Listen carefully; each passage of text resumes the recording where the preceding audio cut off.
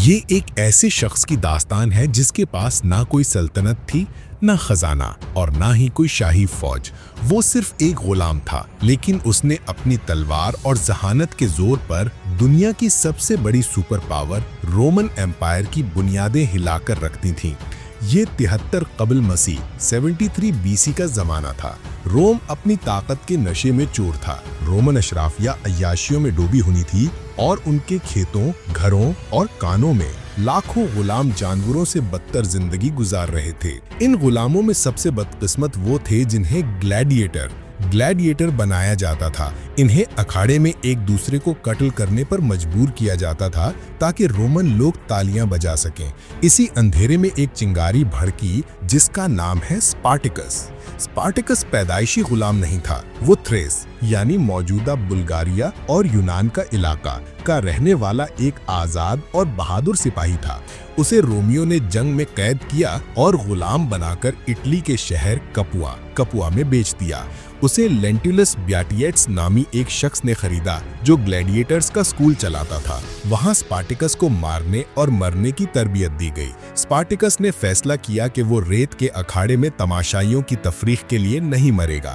اس نے 200 دوسرے گلیڈیٹرز کے ساتھ مل کر فرار کا منصوبہ بنایا، لیکن عین وقت پر مخبری ہو گئی۔ اسپارٹیکس نے ہمت نہیں ہاری۔ اس کے ساتھ تقریباً 70 گلیڈیٹرز تھے۔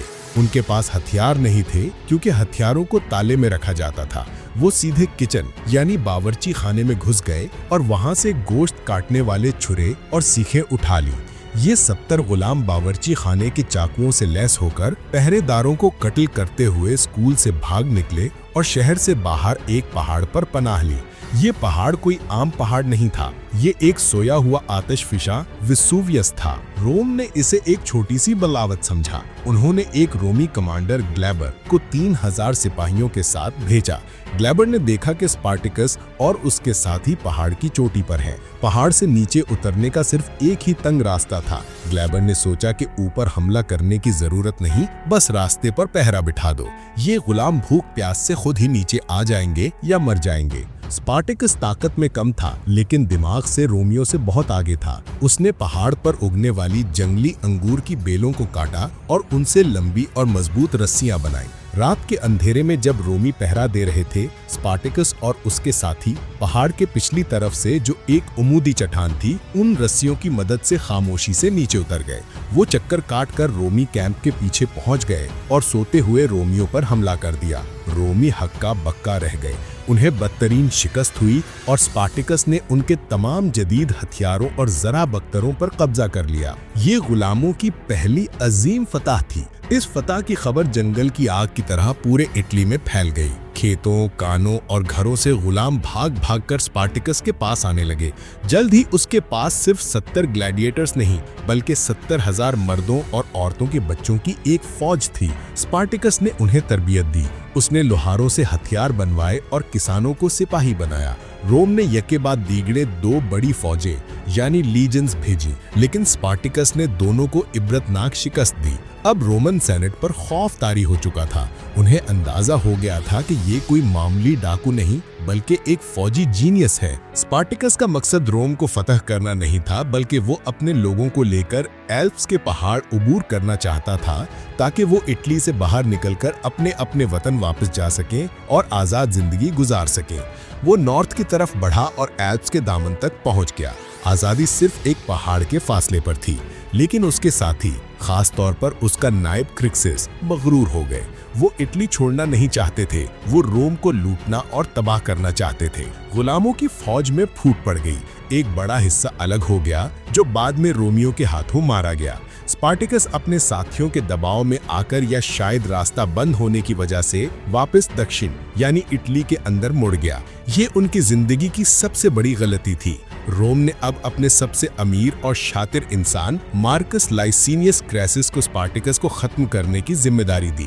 کریسس نے اپنی جیب سے ایک نئی اور بڑی فوج تیار کی۔ کریسس انتہائی ظالم تھا۔ जब उसकी फौज एक छोटी झड़प में हार गई तो उसने अपने ही सिपाहियों को सजा देने के लिए डेसिमेशन का तरीका अपनाया, यानी हर 10 में से एक सिपाही को उसके अपने साथियों के हाथों कत्ल करवा दिया ताकि फौज में मौत का डर पैदा हो जाए।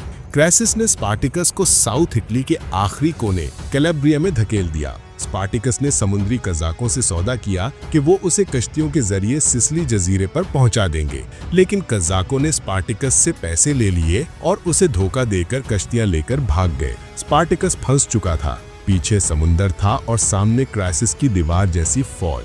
71 कबल मसीह में आखिरी मार्का हुआ। स्पार्टिकस जानता था कि ये उसकी आखिरी जंग है।